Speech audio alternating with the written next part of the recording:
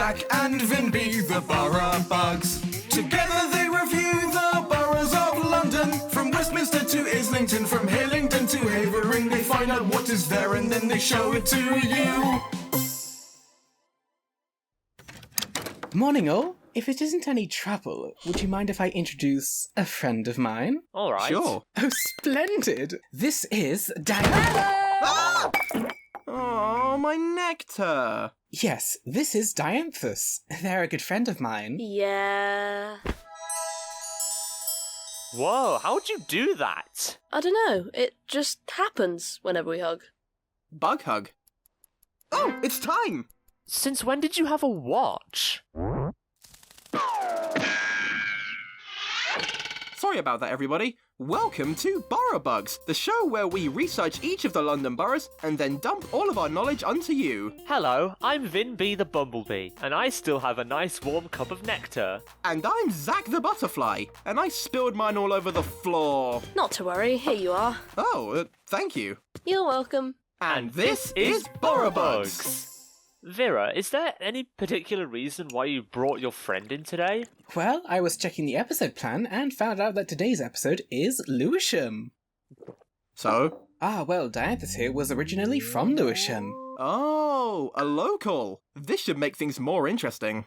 Yup, I'm Dianthus the beetle, and I'm originally from Lewisham itself. And I also really love this show, so it makes it so much better that I'm going to be part of the show's history. Can I press the red button? Oh, please, please, please, please. If you like. Yippee! Today's borough is... Lewisham! What parts of Lewisham were you from, Dianthus? A log. Okay then? Actually, yeah, that makes sense. Well, looks like it's time for the overview.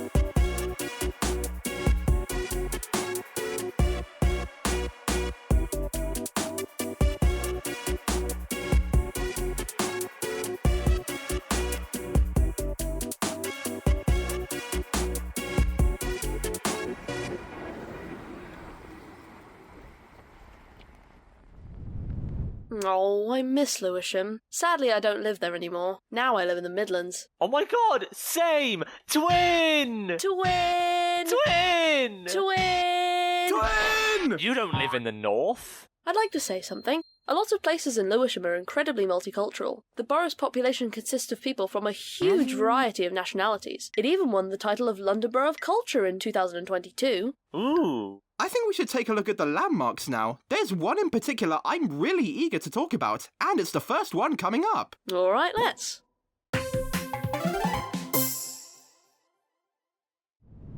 This is the Horniman Museum. This museum is located in Forest Hill and opened in 1901 by Frederick John Horniman, who inherited his father's tea business so he could pursue his passion for collecting things, and thus, the museum came to be. This museum is home to a large collection of taxidermied animals. What does that mean? It means when you take the skin of a dead animal and stuff it up to make it look like it's a real animal statue. Look at this one of a walrus. Ugh. This museum also has an aquarium on the basement floor. Fishy, fishy, fishy, fishy, fishy, fishy. Oh, can I mention something? This museum has an enormous collection of musical instruments. There's thousands! And it really shows how much musical instruments have changed over time. Just look at these weird ancient guitar things. I love all the different instruments here, and personally, I prefer the percussion, particularly the drums. And I'd like mine back, please, Lucas! You said you were eager to talk about this place. How so? Oh, right. Well, this place has a butterfly house. Look, so many butterflies! Oh, that's why you wanted to talk about this place. Since butterflies like to live in hot climates, the inside of the butterfly house is very hot. giving them the perfect place to thrive. Oh, can we please go here later? Maybe. Yes! This is Blackheath. This heath is actually managed by both the councils of Lewisham and Greenwich. Blackheath is 211.5 acres, or 85.58 hectares. Nobody knows what a hectare is. This makes it one of the largest areas of common land in London. Blackheath is incredibly flat and incredibly open. If you travel through here by bus, it's an incredibly scenic experience. By the way, if you look at Blackheath from the air, it looks like a massive game of frustration. For our American viewers, it looks like a massive game of trouble. And for our Finnish viewers, Sinauta valta kimbal peliltä. What? You know, I think this is the only open space in London to have bus stops directly inside of it, rather than slightly outside of the park. Come to think of it, you're right. I've never seen any other bus routes in London go directly through a park. At least not one this flat or big. You want to know what else is flat and big? The Netherlands? Well, yeah, I suppose that works too. Lewisham has got a lot of interesting smaller structures, something you don't see often in places in London. Either that or you're not looking hard enough. In Catford, appropriately, there's a large cat structure on the sign for the Catford Centre. It's become a tourist attraction just because of how bizarre it is. In St John's, an old phone box has been converted into a library, and there's actually a few of these around the UK. Do you live near one? You best hope there's a phone book in at least one of those. And these two houses have been painted in a way so that they look like two people's bodies. This mural has earned the nickname of his and hers. This is Hilly Fields, a park near Ladywell. This park may not seem like anything substantial, but within the park, there's something quite interesting to see. In 2000, a stone circle was erected in the park, made out of 12 shadow-casting stones, to mark the new millennium. If you think about it, it's sort of like London's very own miniature Stonehenge. Albeit, this one's not ancient, but it's well on its way to having a midlife crisis. The stone circle also acts as a sundial. When the sun shines down onto the stones, and they cast a shadow, and then it points in the direction where the hour... It doesn't matter. The point is, it can be used to tell the time if you so want to. By the way, if you do decide to come here, take a look at the view. It's honestly kind of nice.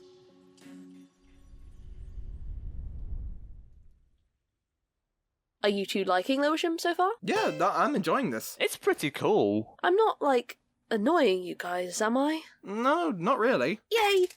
Anyway, Lewisham certainly does have a lot of interesting structures, and parks that look like board games. Muuten, emme suosittele minkään lautapelin jättiversion pelaamista keskellä kireistä tietä.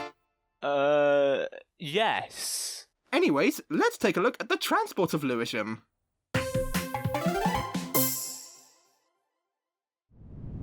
Obviously, one of the main stations of Lewisham is Lewisham Station. For scale, Lewisham Station is very medium-sized. Wow. Indeed. This station is in both Zones 2 and 3, and is the southern terminus for the DLR. It's also a through station for South Eastern Railway services towards central London and various suburbs around South East London, as well as Dartford. Can I bring down the TfL tally? Sure. Yippee!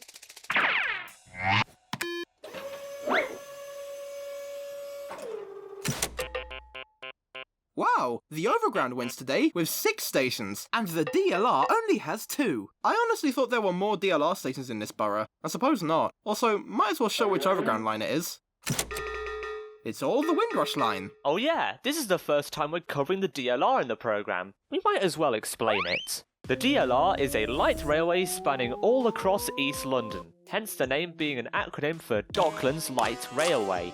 The DLR has been split into 3 routes, all coloured a different shade of teal. The line, which looks vaguely like the actual colour of the DLR, starts in Beckton and goes to both Stratford International and Tower Gateway. The line with the lighter teal colour starts in Woolwich Arsenal and also goes to Stratford International. However, this one goes to Bank instead. And the line with the darkest shade of teal starts down in good old Lewisham and heads up towards Bank too, but only goes as far as the main Stratford station instead. Sometimes it will go to Stratford International during peak times. Very interesting. The darker line also has an interesting service pattern with West India Quay Station, but that's a story for another time. What national rail services run through this borough? Well, we already mentioned South Eastern, but alongside that, you have Southern Railway and Thameslink. and by extension, the Overground. 2 stations on this line were once part of the East London line, New Cross and New Cross Gate, which are so close to each other you can walk between each of them in just under 10 minutes. But we do have something else interesting to talk about regarding New Cross Station. New Cross Station is one of the few national rail stations in London, barring the core section of the Elizabeth line, to have lettered platforms. Platforms A, B and C serve southeastern trains, and Platform D serves the London Overground. This was done to avoid confusion with New Cross Gate Station, just up the road, which uses numbered platforms. Imagine you arrive at platform A here and you just say, "A." Get it? A. Okay.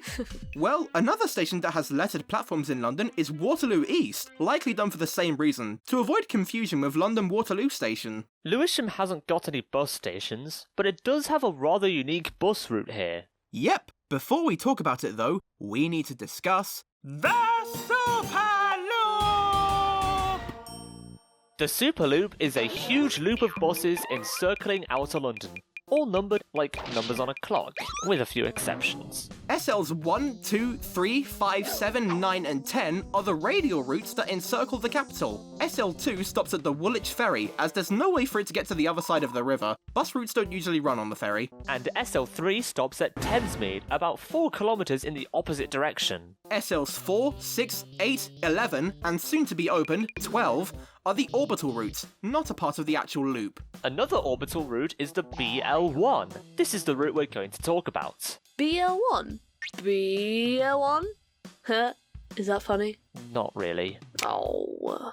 The BL1, affectionately called the Baker Loop, 1 is a technically temporary bus route in which its whole gimmick is that it's meant to follow where the Bakerloo line would go if it were extended. The places it stops at include Waterloo, Elephant and Castle, Burgess Park, Old Kent Road, New Cross Gate, and Lewisham. Like I just said, this route follows the Bakerloo line extension that's been promised for years. Literally nobody knows if it's ever being built. Why don't they just build it? What's stopping them? Elementary, my dear Dianthus. The extension is an incredibly ambitious project, and there's 3 factors holding them back. 1. They need to get money. Extending a train line is an incredibly expensive venture, and in 2017, it was estimated that the extension would cost between £5 billion and £8 billion.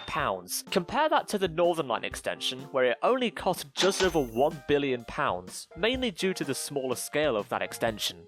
2. The geology of South London. The tough soil in South London is a lot harder to tunnel through than the clay soil in North London, making tube construction a far more difficult job. 3. Other priorities regarding the trains themselves. The 1972 tube stock is now over 50 years old as of 2026, and it's part of the reason why the Piccadilly line is getting new trains, as those trains are starting to show their age as well. Sadly, it's safe to say that the Bakerloo line extension is not going to happen for the time being, and they even want to extend it further down to Beckenham and Hayes. It does make you wonder if it's ever going to happen at all. Well, I'll go and build it myself.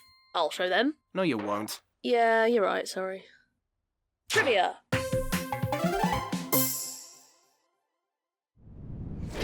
The London Borough of Lewisham was made up of the 2 metropolitan boroughs, Lewisham and Deptford. When the boroughs were merged in 1965, the boroughs were merged into Lewisham. Since then, the boundary of Lewisham has remained unchanged. Some parts have switched between this borough and Greenwich, but if you want to read about it yourself, do it later. Education in Lewisham isn't very good.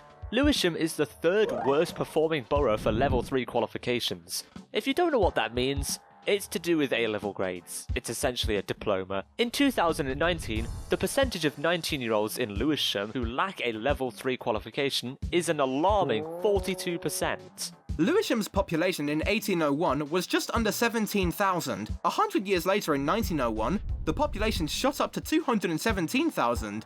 In 2024, the population has increased to 301,000. Another increase in population. This is either good or bad depending how you look at it. In 2023 and 2024, Lewisham was reported to have a higher poverty rate than the citywide average of 26%. Lewisham's poverty rate is an unfortunate 28%. If you're wondering which boroughs have the highest poverty rate, it's both Westminster and Camden at 42%. can I not be the one to read out these facts? These ones are a bit depressing. Honestly, it's hard to find a lot of facts for London boroughs that aren't overly negative. A lot of central London suffers from quite a bit of deprivation. Outer London's a victim of this as well. You know, I didn't really think Lewisham was that terrible when I used to live here. But honestly, every place in London has flaws. Nowhere is perfect, nowhere is utopia. It's London. Sure, there's obviously rubbish stuff in the city, but there's also nice stuff too. I think that just makes London more interesting to experience, right? I think that's a good way of putting it. Yeah, if London was just this perfect city with nothing going wrong in it, it would just feel like there's a sinister reason behind why. A city needs varying quality to thrive, otherwise it'd feel very boring and very samey. Yeah. Well, I've got to go now. Come here, you two. Whoa! Wow! Vera, I'm going home now. Oh, you heading home now? Yep. Bye-bye. I'll be back for Christmas. Mate, I'm feeling all tingly from that hug. Same. I think we should do that more often. I don't normally do hugs. Fair enough.